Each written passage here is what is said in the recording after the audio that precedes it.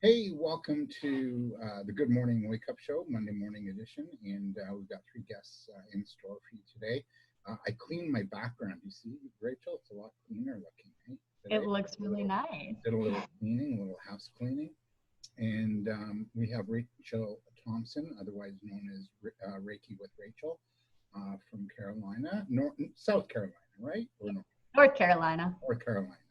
And really nice to have you. We also have Leslie Laycox coming on from Napanee, Ontario. And then we have a young couple who are both into healing and yoga and whatnot. And that's Chris Wiltshire and his lady, Jennifer Mya Polansky, coming on a little later to talk about divine relationships and how you can improve your relationship in self-isolation without getting on each other's nerves, which you can well imagine, eh? You know, like some couples, wouldn't you think, Rachel, like that would be the case?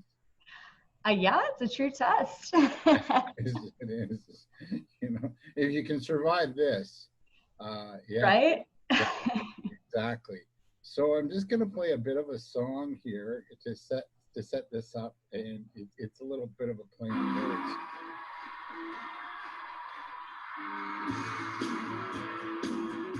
You'll get it. You can tell the world you never was my girl.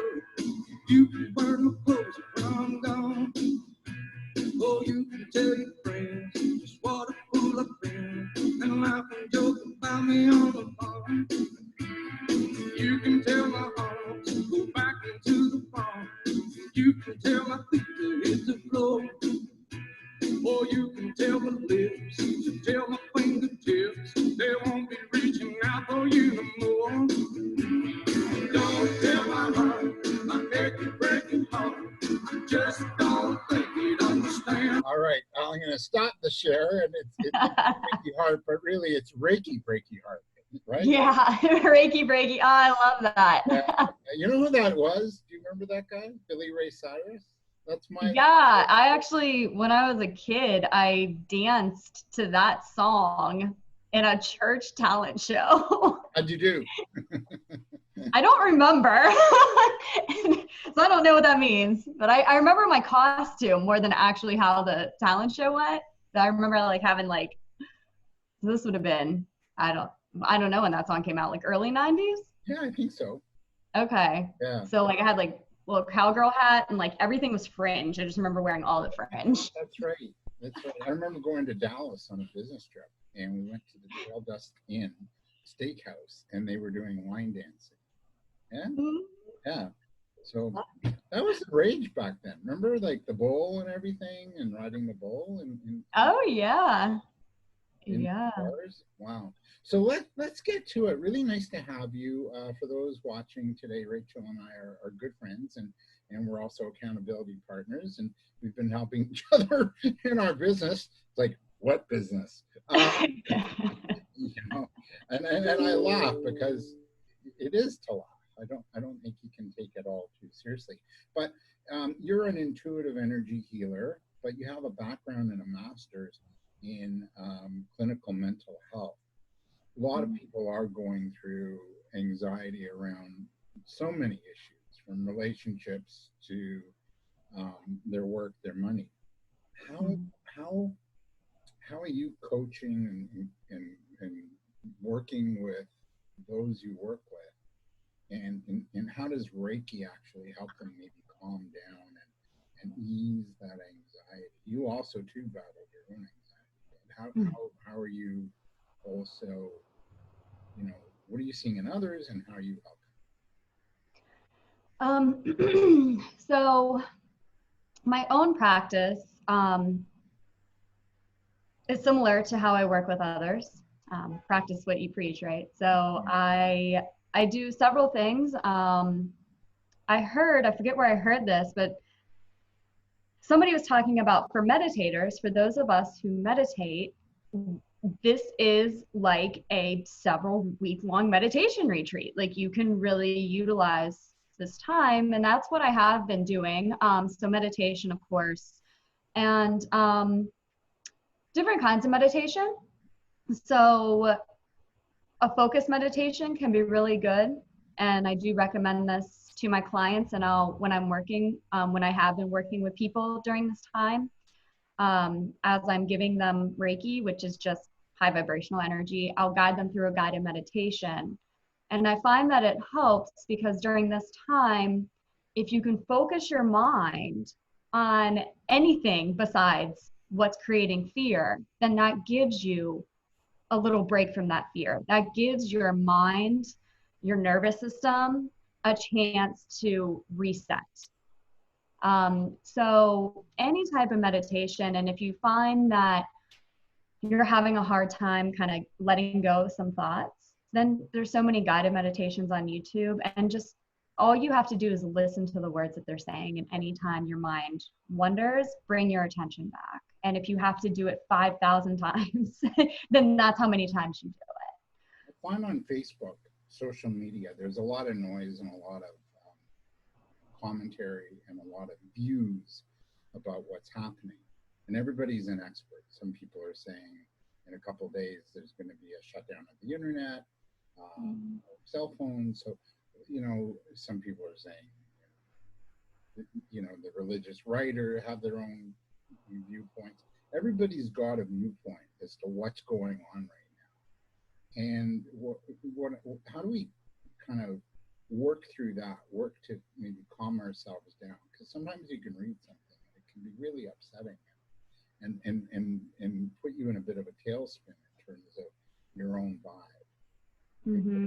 Those that are, following people, reading, researching, going down rabbit holes just to see what this is all about. Yeah, so that's when you ask yourself, how is this rabbit hole?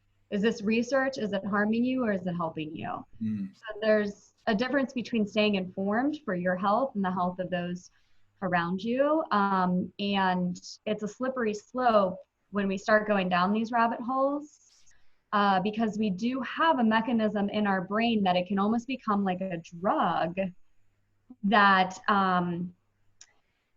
when something induces fear or induces any strong emotion, okay, so fear, irritation, anger, then it produces a chemical in our brain that actually becomes addictive. So even though we don't really enjoy feeling angry, once we kind of trigger that, then that's how we go down the rabbit hole, where the triggering fear is more what's going on right now.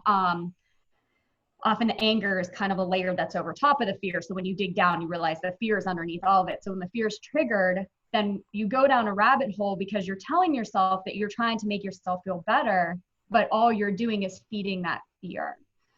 And so that's whenever you use willpower. It's like if you're on a diet and you have a whole cupboard full of Oreo cookies, that temptation's always there.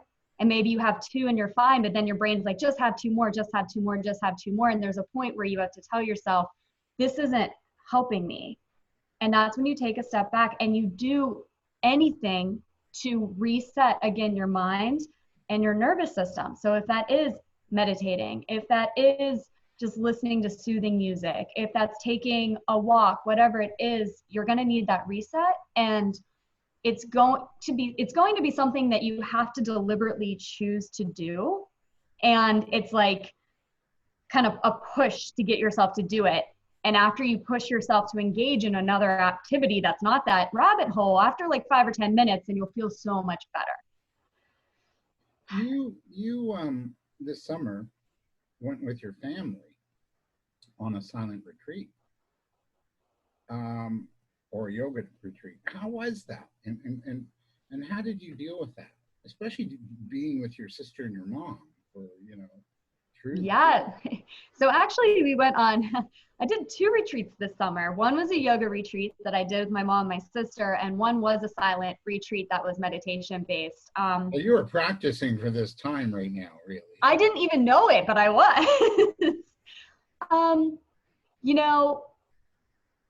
It gives you a time to be very, very reflective on what your own reactions are to everything. So when you're, being there with my mom and my sister, there were times, and my sister and I talked about this, where the yoga retreat was very, it was pretty intense. Like we went from 5:30 a.m. to about 9:30, 10 p.m. every single day. And that amount of intensity can be very triggering. And so when you're around your family, the people closest to you, and you're already triggered, a lot of times you always say, like, you take things out on the people closest to you. So I remember talking to my sister about that during the retreat. Like, I'm feeling so angry right now, but I don't want to take it out on you or mom. And I feel like that could be, or that was, at least for me, very eye-opening to just observe what's going on within me, and then observe kind of what my natural inclination is. Like, I'm feeling agitated. It has nothing to do with my family, but I'm feeling agitated and they're here. And so there is almost that urge to try to get rid of that agitation by putting it on somebody else. Mm. And during the silent retreat, you can't even talk about that, right? Like, you have to really just sit in your feelings and observe it. And that's what I've been doing a lot during this time. And it's what I've been recommending to people. Just observe and notice how you're feeling, and you can label it, but don't judge it. So you can label, wow, I just had a real wave of agitation come over me. And then you label it and you let it be there as long as it's there, and it passes. And then, oh, wow, I just had a whole slew of fearful thoughts that come up. You know, it's just, and I recognize that it's easier said than done. And a lot of these techniques seem very simple. But once you become deliberate about it, you really facilitate your own healing during this time of quarantine and isolation. And you prevent yourself from maybe going down rabbit holes or getting agitated with your family, who's all, you know, we're all in this together. It's funny, you know, you said practicing self-love is really important right now. So talk to us a little bit about that. What does that look like? Yeah, so self-love and self-compassion are incredibly important right now. And it's more than just looking in the mirror and saying, I love myself. Really practicing self-love and self-compassion is holding space for yourself when you are feeling fearful, when you are feeling any emotion. It's not blaming yourself, getting mad at yourself. It's saying, these are things I'm experiencing. I'm in a state of, I'm afraid right now. I'm afraid. I don't know what's going to happen. I'm afraid on multiple levels. None of us do, and we are afraid. Yeah. Exactly. And so whenever we are in a state of fear, in a state of things being unknown, then a lot of times old programs come up, and because we're triggered, and then we get mad at ourselves. We say, I shouldn't have done that. Or maybe we lash out and then we get mad at ourselves for lashing out. Or maybe we get mad at ourselves because we said that we're going to clean out our closet. We have all this time and we still haven't. Like, there's all these different ways that we can be very harsh and very judgmental. And so practicing self-love and self-compassion is really just recognizing what you are going through personally, and not judging yourself and not berating yourself, and saying, you know what, it's okay. It's okay for me to be where I am right now, feeling how I feel, thinking how I think. It is okay. And there is a space for this. And then you can tell yourself, I love myself. I love myself even though I did this or didn't do that. And what about giving some of that fear and anxiety and the worry off to God or a higher power, whatever is your thing? What about giving it away? Absolutely. Yeah. And, you know, with like AA, NA, Al-Anon, like that's what they have that as a part of their program and their belief system, let go and let God. And it doesn't matter the verbiage that you use. But if you believe in something greater than yourself, a greater intelligence, something that has a bird's eye view. And this is a problem that we can't handle individually. We can cope, but we don't have X, okay, if I just do X, Y, and Z, then it's all good, right? And so that's whenever we are being almost encouraged to rely on faith and trust in whatever that means to you. And it's something I've been dealing with a lot personally. With stuff coming up, when I recognize that it's just, I don't know how to handle it, I give it up to my higher power.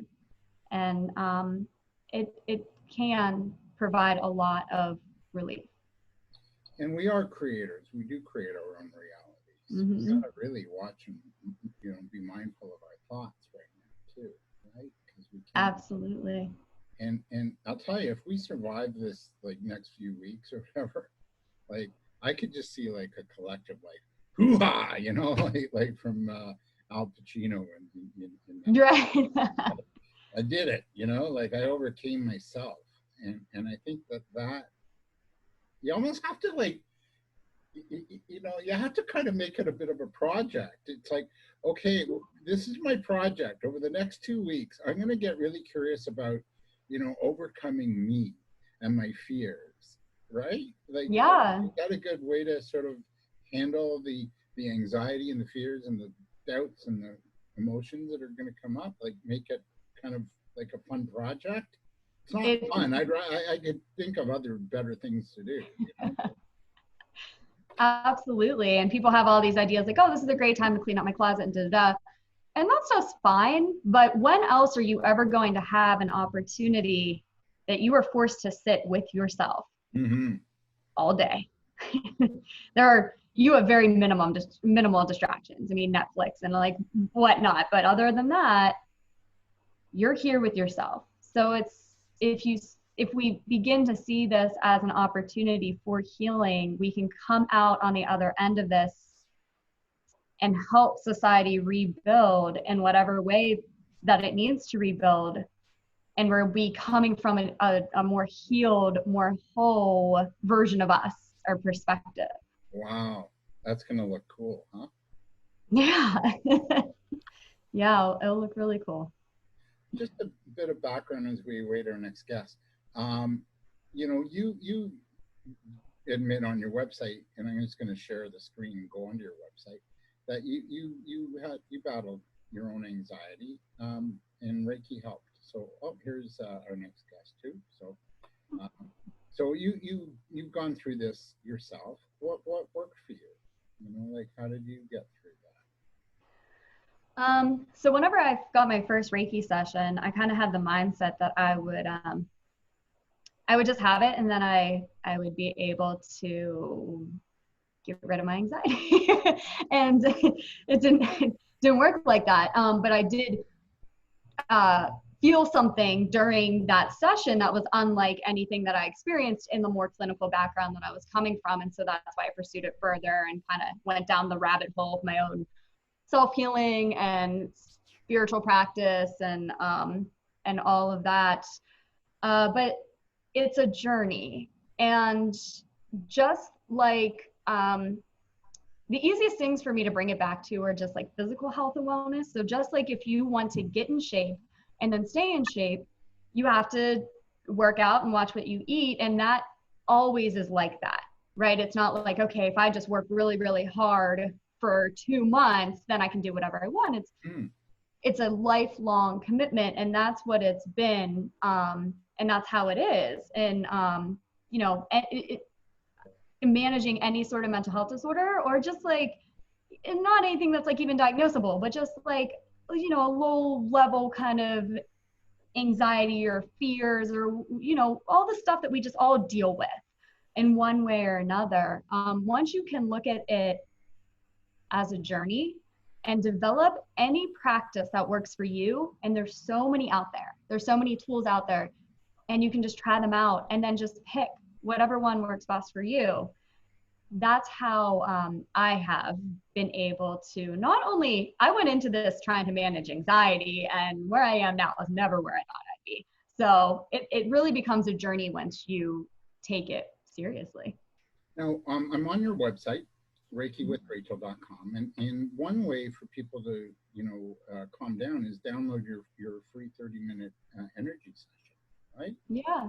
Yeah, so it's an MP3, and I talk a little bit at the beginning and the end, and then you just hear very calming music, and it's infused with Reiki. And I know we haven't talked a lot about Reiki, but it's just an energy, just like anything is an energy. And if you want more about it, I have more about it on my website. But yeah, you can sign up, and I'm like a terrible emailer, so you don't have to worry about getting like a ton of emails after that. So I'm trying to get better about it. You know, like a lot of people, you know, just really zap you once you signed up, you know. So yeah, I love it. It's Reiki with Rachel. And for those who don't know, it's this sort of laying on of hands, and you're channeling calming, healing energy that combs the energy field of a human being, and you, it's calming. It's got a calming, sort of relaxing influence. Yeah, it's very calming. And it can help a lot of people sleep. I hear that a lot. People play sleep. Well, I actually did this yesterday afternoon because I downloaded your 30-minute session here a number of months ago, and I did it yesterday afternoon. I found it calmed me right down. As a matter of fact, as I shared with you personally and off air, you know, I dozed off for a little bit too, and I needed to do that. And that I think I'm going into a really deep blissful state, which is really wonderful, right? Yeah, absolutely. I listen to it all the time because I can't get Reiki from anybody right now, so I have to use that as well. We're left to our own devices. Right? We really are. We have our next guest, Leslie Laycox. Hey, Leslie from Napanee. Oh, hey, David, can you hear me? There you go. Nice to see you. Rachel, before we get to you, Leslie, do a little like 3-minute sort of float some energy out. Is that okay? Yeah, absolutely. Anything else that you want to add, Rachel, or anything else you got? You've got a YouTube channel as well, right? Oh yeah, Reiki Rachel. And there's a lot of like meditations and good stuff on there too. Yeah. So and you just did one this week. You did a little healing session, right? I did, for fear and anxiety. Yeah. Boy, it's really coming up for a lot of people. I really appreciate this today. Absolutely. Yeah. So yeah, we could just do a couple minute, little bit of guided, little bit of Reiki. And so if you're watching this, I encourage you, just if you're able relax to here, Leslie, relax. Relax. Go right into this. I love it. And just focus on your breath, knowing that you have complete control over how much you decide to inhale and exhale.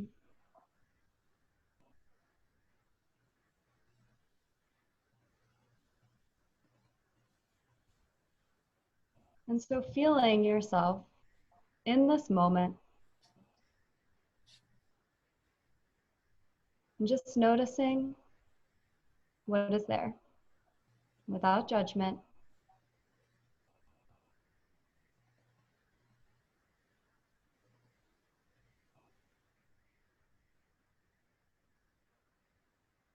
Noticing how it feels to breathe in, breathing in prana or life force energy. Breathing out slowly, completely.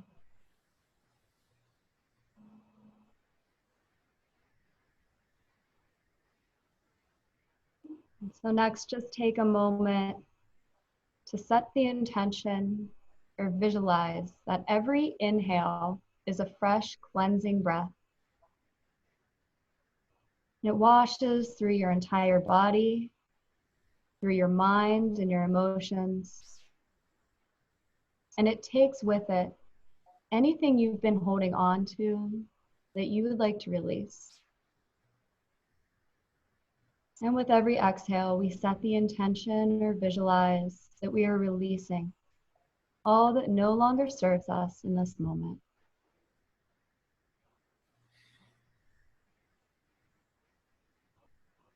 Inhale, cleansing through, washing away all fear, all uncertainty. You are safe right now in this moment. And as you exhale, allowing these to release from your entire being.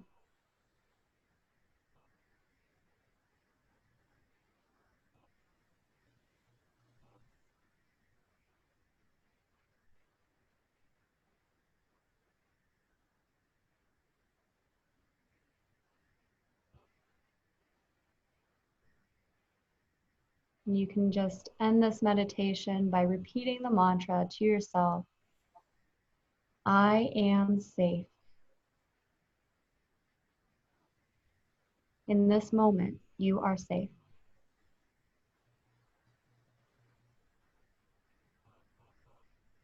Repeat this a couple more times in your mind's eye.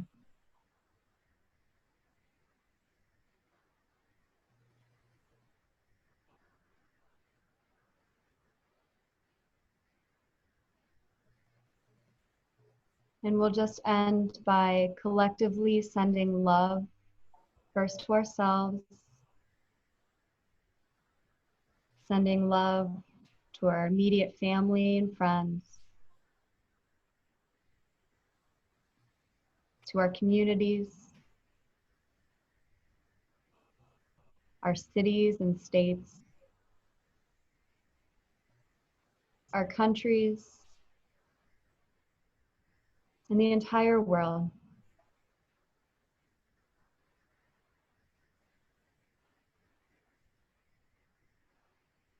Setting the intention for love, peace, comfort, and healing.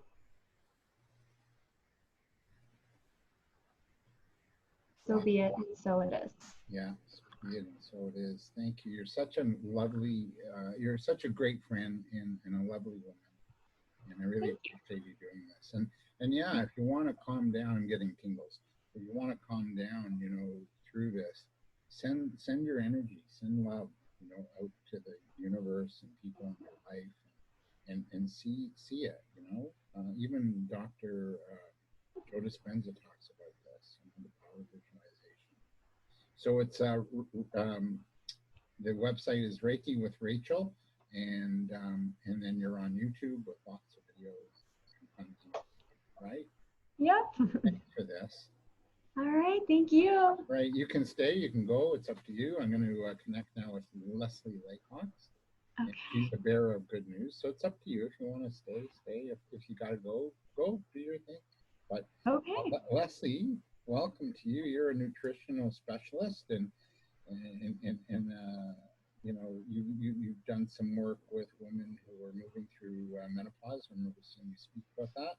And you're also a speaker and a grandmother, and you're based in Napanee, Ontario, overlooking the lake, Ontario, right? David, I'm a great grandmother. You're a great grandmother. Okay, that I don't believe, but okay. Now you're focusing a lot, and you and I have talked online a little bit about the positives. And when fear is rampant, and as Rachel and I just said, how can we, you know, again, train the brain to see the good news? Sometimes it's really hard to see the good news when you're watching, you know, the news all day long. You know, we're hearing the fear. There's so much of it, isn't there? It's just inundating us. Yeah. So how do you see the good news? So how can we train our brain to see good news? It's finding the gold in every situation. You think this is a time of a great conscious awakening. Mm-hmm. That's what I see. And so once I start looking at that perspective, I start noticing more what's going on in the world that is very positive. And there is so much of it. There's much more positiveness than there is negative. But it's like when you buy a Volkswagen. You see Volkswagens? So if you see the negative, you start looking at all the negative things. If you see the positive, you start seeing all the positive things. Right. So you're activating the reticular activation center in your mind. Well, I didn't know that, but thank you, yes. Because you're right. You drive off the lot with your new Volkswagen and they're all over the place, right? That's right. That's right. Prior to that, it was Toyotas or GMs, right? So that's right. So how can we shift that? And then how can we shift our because you're seeing it, the glass is half full, and you're seeing this as a huge opportunity for mankind. So talk to us a little bit about that.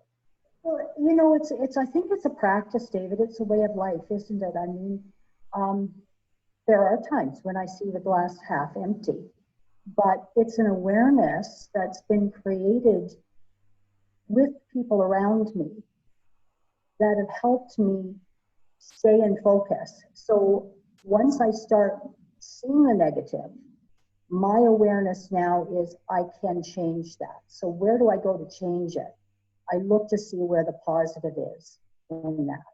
I mean, at the end of all of this, when the dust settles, I think we're all going to realize how much little we really need and how much we really have. And we may then take the time to relax. And once we get into the relaxation, we start seeing more of what is positive.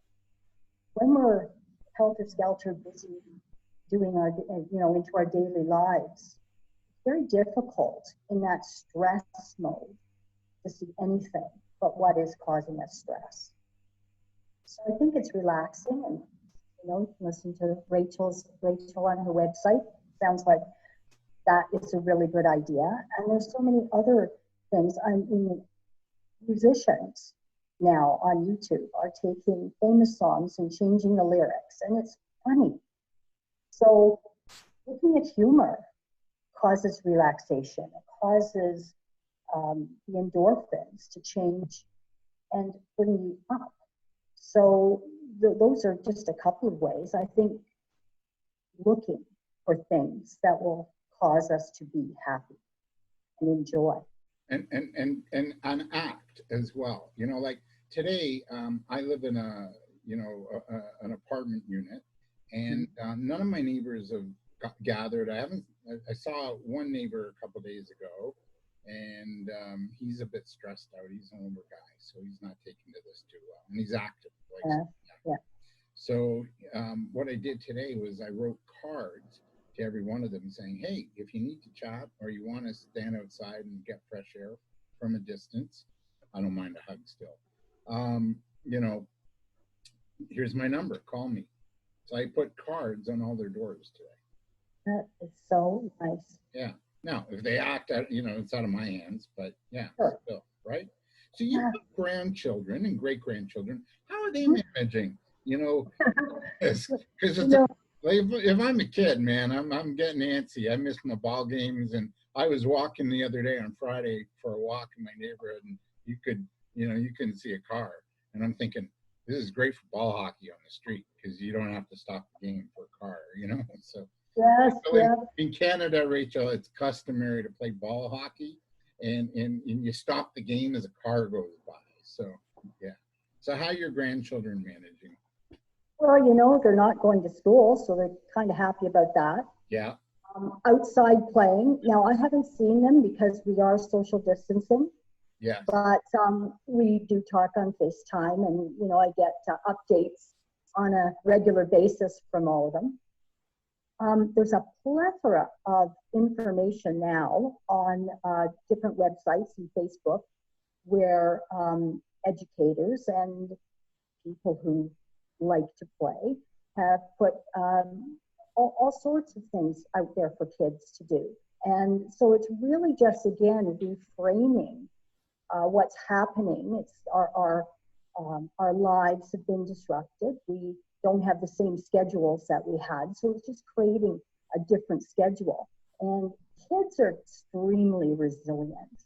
I think when I feel the most joy is when I'm around children, because yes, they do get into fear if adults around them are in fear, but for the most part, they'll go right back to what makes them happy. And just outside playing with the kids and in nature and painting and riding their bikes, that causes them extreme joy. And we could do that too, right? We should be out there playing. Yeah, because we were only kids grown up.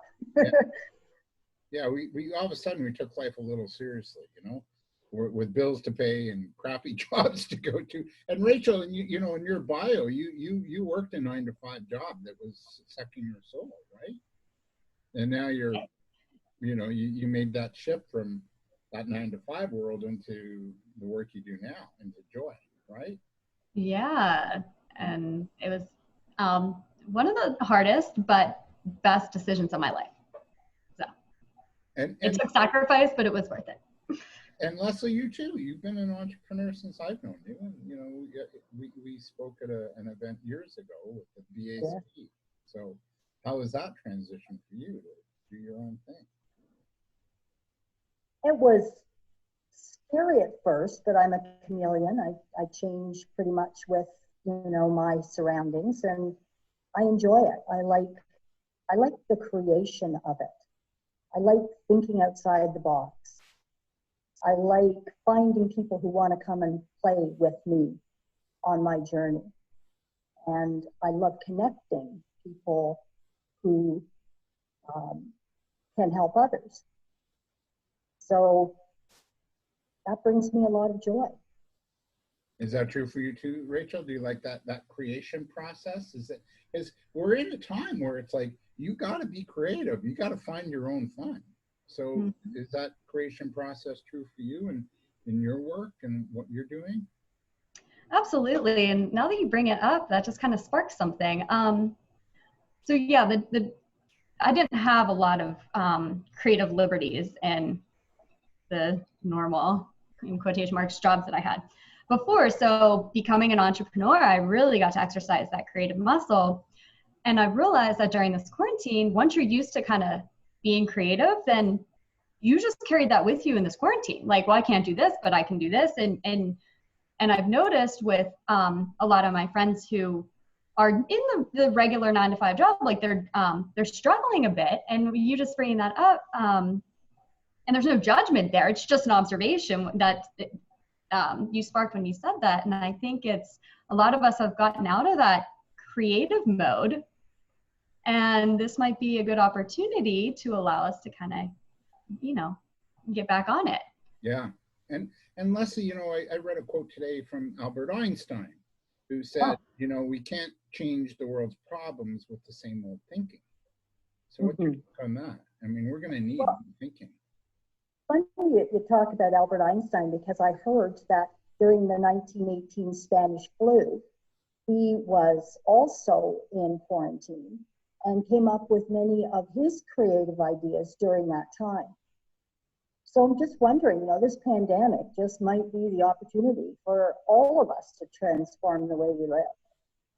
I found that because I'm not into my day-to-day busyness, I've been able to sort of sit back and reflect about what I want in my life. And it's amazing what our right brain, our creative side, can come up with when we have the time and the relaxation and the motivation to do that. Now, you and I have talked offline. You've noticed a few nice things happening, like a musician playing music in downtown Napanee. Yes. What are 3 things you'd like to share? Some pieces of good news, nuggets that we can take with us moving forward. Well, you know, around this time, which has been challenging, there's just so many. I mean, I've got 3 pages lists full, so there's that much when you look for it that you can see. There are people who have created groups I'm seeing who are getting in touch with those who are in quarantine and the elderly and the sick that can't get out, and they're finding ways to bring them what they need so that they are getting taken care of. There's Caremongering Northumberland, and I think there's one in Durham Region and one in Uxbridge. There's quite a few of them. So people are becoming, even though we're social distancing, we're becoming more connected in very special ways. And I think this is going to transcend this whole time. When this is finished, I think we're going to see more connection with people. And that's a really wonderful thing. Talk to us about that musician too. I thought that was kind of fascinating. The what? The musician in town. Oh, Albertson, yes. Well, I was in town. Tony, my husband, and I went to the bank, and I opened the door and I heard this music, and it was very loud, and it wasn't something, it was very good too. It wasn't something that we would normally hear just getting outside of our cars in the town of Napanee. And I felt really good. It really lifted my spirits. This was early on, and during this pandemic time, and so I decided that I would go and follow the music. So I followed it and found that a local musician, Steve Albertson, was sitting outside a little coffee shop, Coffee Cravings in Napa, and he was playing. And so there was a big fence around where he was, and people were gathering, and we were all being very respectful, 6 feet away from each other, and really enjoying and singing along. And I thanked him, and he said, "Well, Leslie," he said, "I've got to practice somewhere, and it's a whole lot nicer practicing outside in nature and seeing people than it is inside my home right now." And I think what I noticed most, other than the beautiful music, was the smiles on the people's faces as they were coming up and listening to him. Mm. Now, there's also a lot of shut-ins in nursing homes right now. And my husband, Tony, as you know, is a musician. So he set up a time to sing outside on the parking lot with his equipment facing inside. And the nursing home staff are getting the people, the residents, to come to the window, and they're going to be able to have some music. It's something that they've enjoyed on a weekly basis with other musicians, for a very long time, and they're really missing that. Music heals. There's another musician in Kingston who's doing the same thing. Musicians doing concerts over the internet and on Facebook. So again, it's just people creating something to just lighten up everything that's happening right now. It's heartwarming. And you're noticing it. You said there's like lots of that you're seeing and you're noticing, right? Oh, yeah, lots. Another thing, some people put out a table with a sign on it, free, take what you need. And there was food items, there was toilet paper, there was sanitizer, there was just about anything that anyone would need, and it's free to take if you need it. And another one I loved was a story about a group in Pickering, and they're doing rock concerts. It's not about music. They're taking rocks painted with positive sayings on them, and they're placing them in key locations around town. And they're inviting people to go and look at this rock concert and also add to it if they choose. So again, that's something, who would have done that a month ago? Yeah, it's true. Really amazing. Yeah. Thank you for this, Leslie, today. Stay with us if you want, or if you want to go, you can. Rachel, I just had an idea for you too. I saw a piece on the news, and our next guest, Chris Dove, my buddy, is here. I saw a piece on the news yesterday about some people who are waiting surgeries, and they can't take them right now because the hospitals aren't doing surgeries. They're putting it off right now. So maybe as a Reiki practitioners around the globe can send positive healing Reiki to those who are waiting surgeries and are feeling angst about it. Just an idea. What do you think? That's a really good idea. Yeah, I like that. Yeah, just have a time and place, and just send loving, healing vibes to them as they wait, right? Yeah, absolutely. There's so many people that are impacted in various ways. I hadn't even thought of that. Yeah. So that's a really good idea. Our third guest is here. It's my friend and colleague who I taught with the City of Toronto in our entrepreneur program. And Jen, you just got to unmute yourself. There you go, Chris. So Jen and Chris meet Rachael Thompson and Leslie Laycox. Leslie's in Napanee. Rachel's in North Carolina, sorry. And she's a Reiki healer, practitioner, counselor. And Chris, I wanted to have Chris and Jen here to talk about relationships during this time. Because if you're self-isolating, you're going to bump up against each other, right? So Chris, first I want to talk to you about, you do a lot of work. You're a yoga teacher and you have Consciousness Now, and you do a lot of work with, you know, men. You know, how are men going through this? Like, you know, like what are you seeing among the men you maybe work with and socialize with? What's going on for them in this time of like self-isolation, where they can let go of the bravado? You know, it's kind of freeing. So what are you seeing? Yeah. One thing, I can't hear you fully. I don't know if it's my audio. I did hear you, but it's definitely a stress. So that's stress to hear. But yeah, if you can up your mic a little bit, if possible. I will.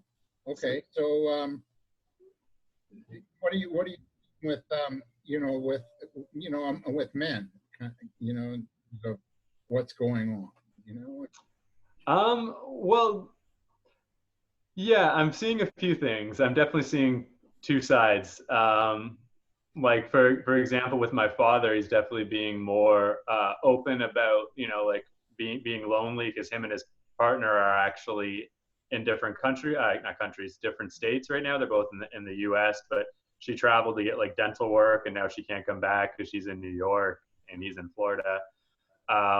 So he's being more open about you know, his struggles, which is really amazing, which I think on an overall, this is an incredible opportunity for everybody, because you know, people have fears and anxieties whether or not there's a pandemic like this happening right now. So this is an opportunity to not only speak about fears and anxieties related to this pandemic, but also that are just simply here anyway. So there's like an invitation being given right now.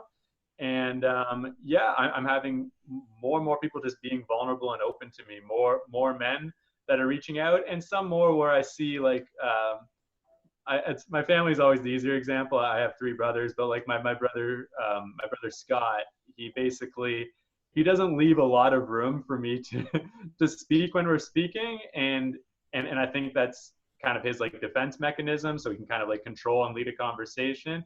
But I just see this kind of like crack and these things opening up, and like him like trying to like call and reach out to me more. So I've kind of let go of that area, because sometimes I just want to be like, okay, can you just like, you know, not cut me off? Because anyone else I talk to, I'll mention if they cut me off. But with him, I just don't really do it. I'm just like, you know what? I'm just going to keep listening to him and just be love, and just kind of let him feel more and more comfortable to open up, and don't make it about me, you know? And I'm seeing that he is slowly, bit by bit. So it's nice to just let go of any of like my needs in an interaction, and just kind of like see that, you know, there's a lot of people that need support right now. And yeah, I'm receiving what I need, so I can be more of that support. I actually just came from a men's and women's circle that I just led online right now, and Jen just led a women's one actually from 2 to 3:30.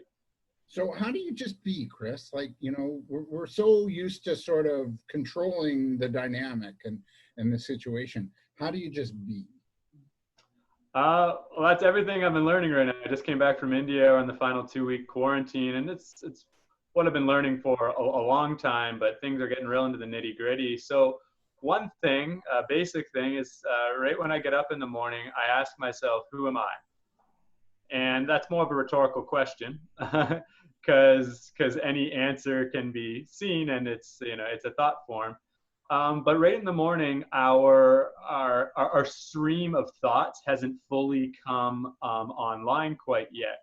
So you ask, who am I? And in that observation, you start to have an experience of silence and of stillness, not physical stillness, but, you know, of pure consciousness. And it's in this that if we recognize this, just even a moment of recognition allows you to then observe your next thought that arises, you know? And then it's like, okay, well, where does this thought come from?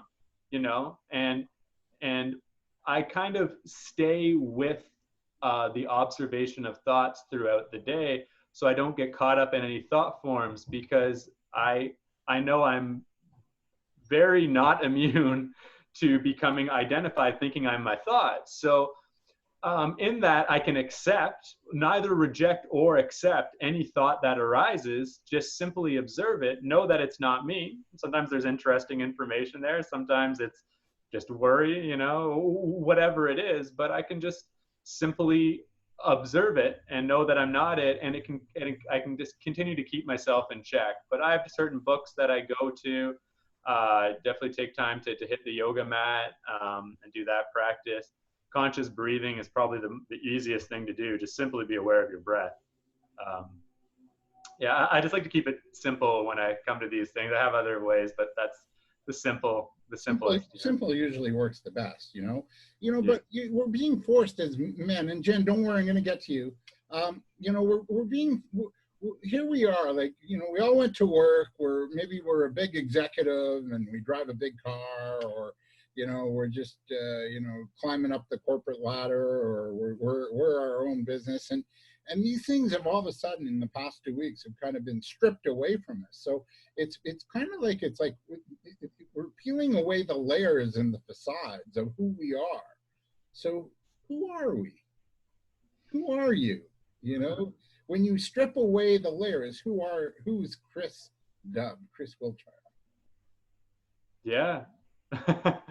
Well, I don't have an answer for you, David, and I think that's the beauty of it, because when we let go of any form that's related to who we think we are or who we need to be, freedom and liberation lies in that space, you know, and who I am is no different than who you are on that,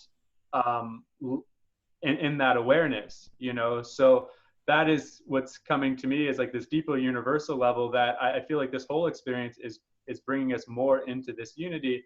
Because if we're not recognizing each other as this one self, this like big S self, then we're not really going to be able to access the love that is needed to get through these kind of times. You know, I need to be able to see Jen as me and love her that way.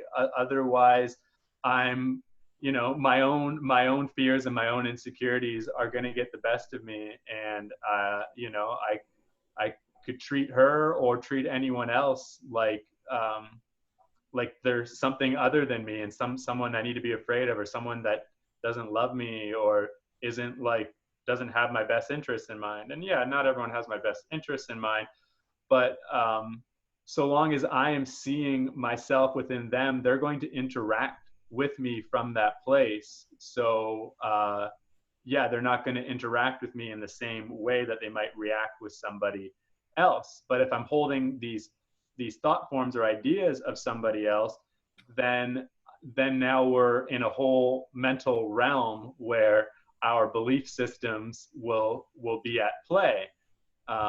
You know.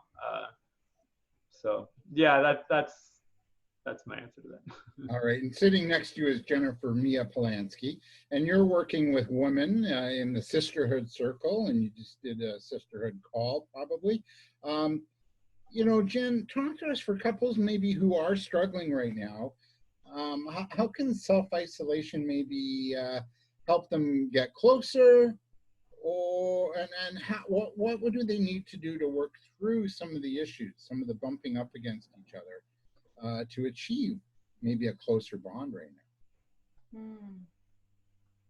I think it's really interesting the way that this whole experience is inviting us to come inward, like stay inside your homes, come inside. And even that word like self-isolation, like people have gone on pilgrimages and spent like 2 weeks in a dark room eating, you know, fruit to come to self-realization. It's like, we have this amazing opportunity right now that's being handed to us, you know, while the government's paying us money. Yeah, while the government is saying, hey, we're going to give you some money too. So we're really being paid to self-explore right now. And that can drive a lot of people crazy, because when we start to look at ourselves, sometimes we start to see things that, ooh, that's really scary, or that's something I've been told to be ashamed of. You know, we talk about like our shadow work and our dark side, and I don't actually believe that like we have a shadow or a dark side. I think that what all that refers to are the things that we've actually been taught to reject, and the things that we've been taught to be shameful for. So what was your question? All I heard was self-isolation. I was like, this is a fantastic opportunity. What's that? How can we have like a closer than connection to our partners and our significant others? Say that again. How can we have a closer connection with our partners? With our partners? Yeah. Well, by having a closer connection to ourselves, really. You know, Chris and I, it's not all like love. I mean, it is all love, but it's not all like laughter and fun and games. And I think it's not about how well you play together. It's about how well you argue together, really. When you have a disagreement and an argument, can you still listen to each other? Or do you freak out and, you know, scream and yell at each other? Because when we're yelling, we're not actually listening to each other. And a lot of the time, our arguments with our partners are really arguments with ourselves, and arguments with like our inner child and the places that haven't been seen and acknowledged and loved. And I think that is so important, and it makes things so much easier when we remember that wait a second, this argument that we're having right now has nothing to do with the cap being off the toothpaste. It has everything to do with me feeling like I wasn't heard as a child, or, you know, something along those lines. And so if we can just take a moment and say, okay, what is the underlying issue here? What is the real wound that's being triggered? And in order to do that with someone else, we've got to first be able to do that with ourselves. And so sitting quietly is, I think, the best thing that we can do. And some people think of meditation and they think, oh, that's really hard. But set a timer for 5 minutes and just sit there and watch your thoughts. That's meditation. Meditation isn't about having zero thoughts go through your mind. It's about being able to observe your thoughts without judgment. When you start to notice yourself in a thought loop, can you come back to, I'm thinking that thing again. That's okay. I love myself. I'm allowing myself to be in this thought loop. And the more we practice that with ourselves, the easier it becomes to be in relationship with others. So that's why I think it's so good to do it's paramount to do the inner work first before we bring another person into the mix. Yes, I agree. There's a theme here, isn't there? Rachel and Leslie, do you want to weigh in on this? Do you have a question for Chris and Jen? An observation maybe, David. I totally agree with what they both have been saying, and nice to hear others that have the same kind of ideas. I think too, for me, it's about accepting. So acceptance of myself, and then acceptance of others, which for me means a lack of judgment. And judgment happens all the time, good or bad. I'm not saying that, I guess that it will never be there, but once I've accepted who I am, and then I can accept who my partner is for himself. I guess it comes back to less of the negative judgment when we talk about judgment. Yeah. And even if there is negative judgment, I think that's the thing is even if we are noticing ourselves in whatever it is, a beautiful practice is to keep coming back to, I allow myself to be exactly as I am. Oh, I'm really judging this person right now. That's okay, because I know it comes from a wounded place. I allow myself to be exactly as I am. It is such a powerful daily practice, moment by moment, in every instance, in every experience. Keep coming back to, I allow myself to be exactly as I am, and it starts to permeate into absolutely everything we do in every relationship we have. So what would radical self-acceptance and self-love look like in a relationship? What would radical self-acceptance and self-love look like in a relationship? I'll mention one thing first, and I feel we've definitely been practicing this. Well, just because you have no other choice when you when you're in close quarters, things happen, and yeah, we had like a little fight just like 2 nights ago, which was really our only fight on that level in the last like couple weeks, and it really wasn't that big of a deal, but it was. But this has come up a few times where it's just like if Jen is feeling a particular emotion and it's just continually coming to a place where I don't need to do anything about this. Like I don't need to fix this. I don't need to solve anything. I'm just going to simply just be as I am and completely accept whatever it is that she is going through, and also remember that it's temporary. Because me being a rock and me holding no idea about what's happening with her is actually a lot more helpful, because she doesn't need me to figure out her own emotions. You know what I mean? And in reality, usually my emotions are kind of starting to stir up too. So if I want to have any idea of what's going on here, I got to be here, you know? And it seems like almost counterintuitive and almost like too easy, but actually I notice how much of my patterns want to like say something or do something about it.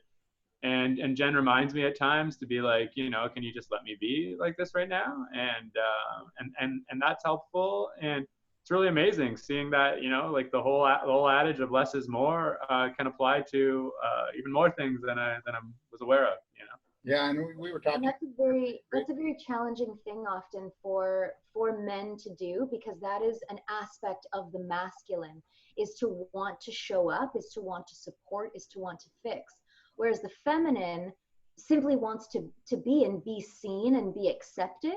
And so when there's that dynamic between the masculine and the feminine is saying, this is what's coming up for me, the masculine immediately goes to, well, how can I fix this? So it's very courageous, and I'm very grateful that Chris is like allows himself to say, wait a second, she doesn't actually need me to fix her right now. I'm just gonna hold space for you. And yeah, it makes a huge difference. You alluded to an embarrassing moment on your video the other day, and where you weren't judged, and you were seen just for who you were and totally safe. And to me, that would be the most divine relationship one can have. Yeah. And I didn't know I was even in it, you know? And it's funny how life just sometimes for anyone else who's listening, and for you, Rachel and Tony, it's like I peed her bed, and I literally didn't even pee my bed when I was a kid. And this was only a few months into our relationship. And she was already downstairs at the time. I was having a dream that I was peeing in the dream, and I woke up and I was literally peeing in her bed. and then I'm like, just thinking of all the ways of like, how can I go through this and not tell her? I had to wash all the sheets and even got on the mattress, so I had to wipe that. And it's like, I had to tell her because, yeah, I needed to, yeah, anyways, I won't go any further. I need to let her know. So yeah, I didn't know if I'd be excited, but I didn't really have any choice. And eventually, I don't know, even if you did have some judgments at the beginning, which I'm not sure, because we had a fight the night before, and I realized I was in kind of like an anxious state, which must have, I don't know, I guess helped create that. But yeah, I think the accumulation of experiences like this with anybody in reality, that you see that you're accepted, and then learn to just let go of it, like myself, and be okay, that, you know, it is what it is. It happened. You know, there's nothing I can do about it now. It creates more just like self-acceptance, and it's really what I realized. What I've been wanting my entire life is just to continue to be able to show up as myself and make mistakes at times and be silly or do ridiculous or weird things. I'm not trying to, but just because that's kind of in my personality. That's who you are. Yeah. I can attest to that. And to realize that it's okay. And that, you know, yeah, people will probably judge me all the time, but then they're going to forget about it 5 minutes later. And I'm not a harmful or malicious person. And, you know, but it takes that kind of examination of my mind constantly to let myself get out of that prison and just be naturally who I am. And so, yeah, thank you for still loving me after peeing in your bed, and we only knew each other for a few months. You could have thought I was ridiculous, you know? Yeah.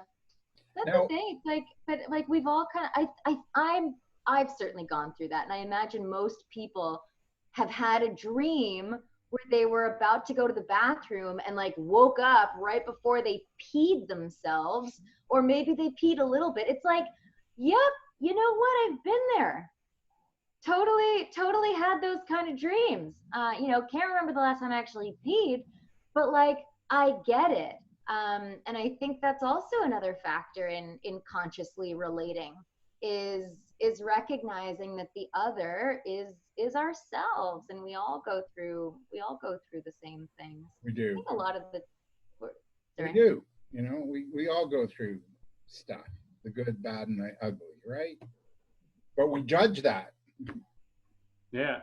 My mom's had OCD and depression my whole life, so I've judged a lot of like her worry and a lot of her anxiousness as like a way of like, I think even just protecting myself, but I also denied some of that within me, you know, and then it was unchecked, and then it would then it would manifest through impulsive behavior within me because I didn't want to actually look at some of the worry and anxiety that existed in me, because my mom was in that state all the time. Obviously I wasn't going to like believe that, and I saw how it was like harming her, and for her to not even be able to like look at her bills and to be able to not even like do her laundry and stuff like that. It's just like, so it's been a real coming to terms of understanding that I can acknowledge fear, I can acknowledge the anxiety within me, and that I don't need to actually attach to it, that through acknowledgement actually allows for a detachment and a healthy, curious examination of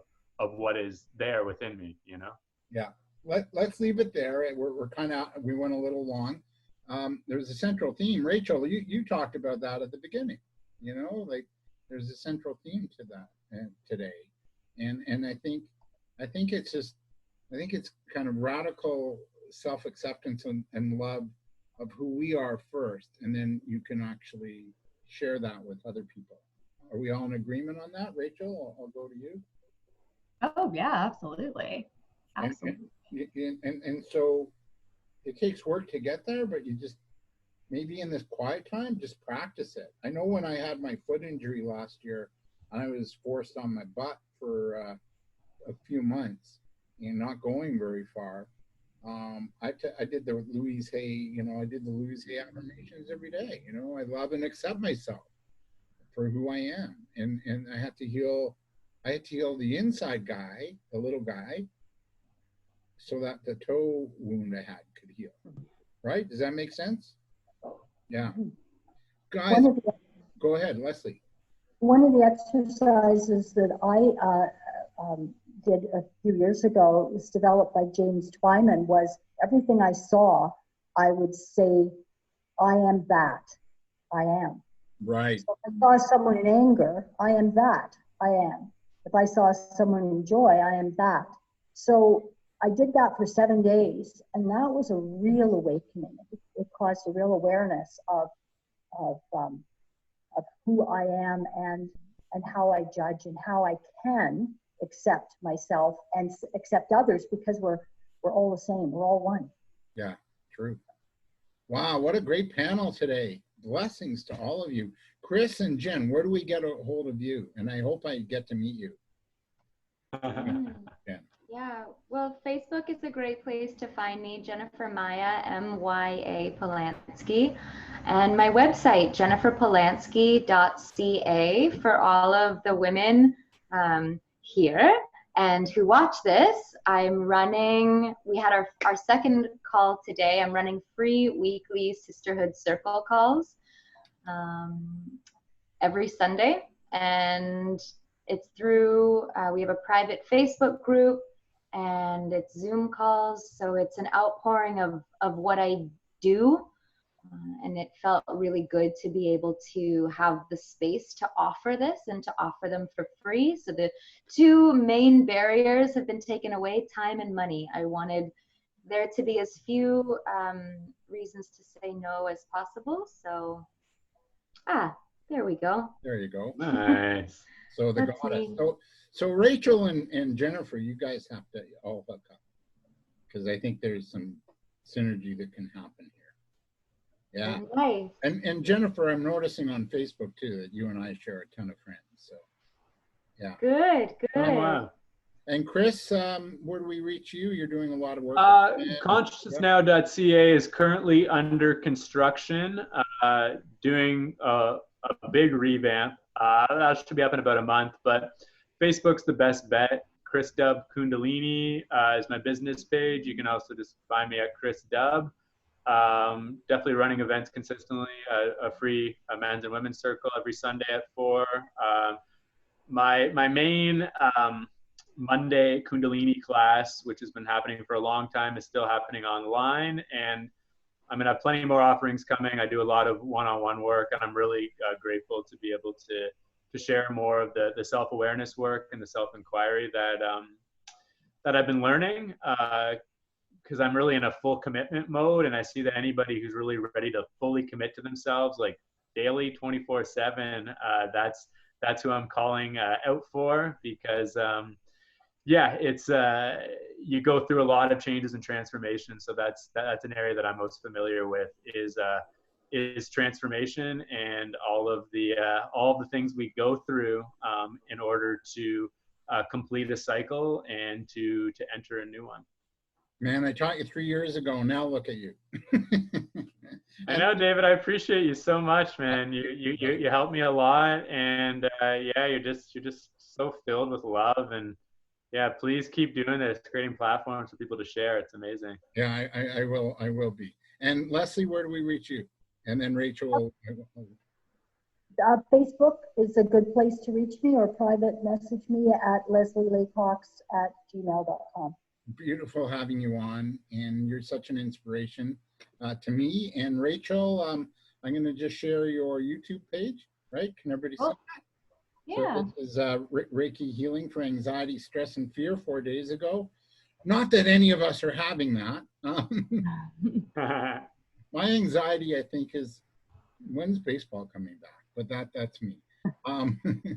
Thank you, everybody, for doing this today.